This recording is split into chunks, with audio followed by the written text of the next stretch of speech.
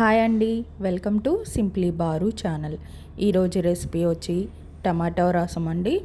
చాలా టేస్టీగా, ఈజీగా 15 నిమిషాల్లో మీరు ఇన్స్టెంట్గా టేస్టీగా ఈ రెసిపీని చేసుకోవచ్చు అన్నమాట.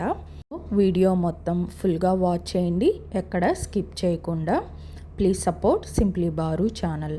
ముందుగా టమాటా రసం కోసం నేను ఇక్కడ 4 టమాటాలని తీసుకొని మీడియం సైజ్కి కట్ చేసి పెట్టుకొని మిక్సీ గిన్నెలో వేసుకున్నానండి.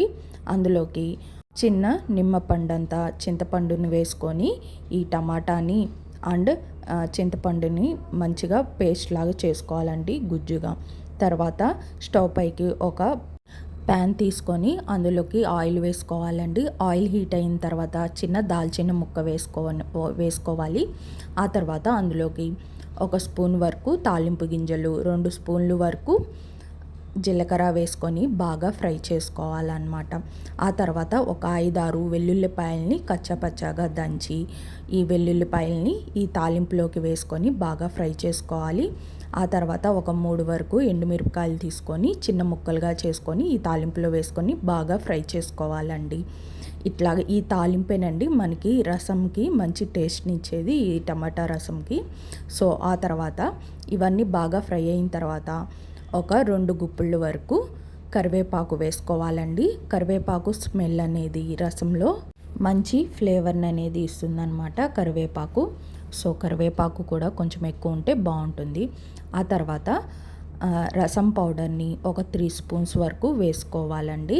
ఆ తర్వాత ఒక 1/2 స్పూను పసుపు వేసుకొని ఈ రసం పౌడర్ని కూడా తాలింపులో వేసుకొని బాగా ఫ్రై చేసుకోవాలన్నమాట.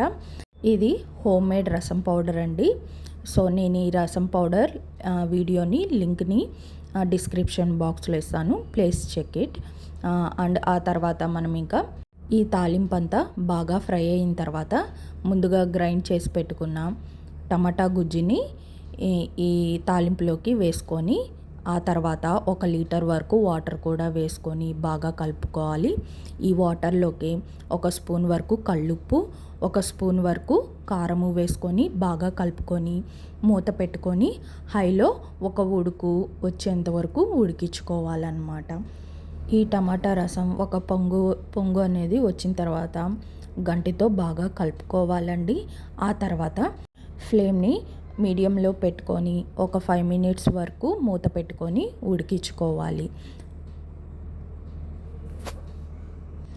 ఇంకా 5 నిమిషాల తర్వాత మనం చెక్ చేసుకొని ఈ టైంలో మనం ఒకసారి ఉప్పు కారం సరిపోయాయో లేదో చెక్ చేసుకొని అవసరమైతే యాడ్ చేసుకోండి కొంచెం వరకు.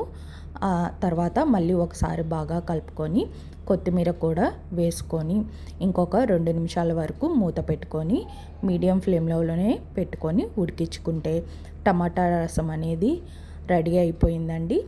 సో మీరు కూడా ట్రై చేయండి అండ్ ఎంజాయ్ చేయండి.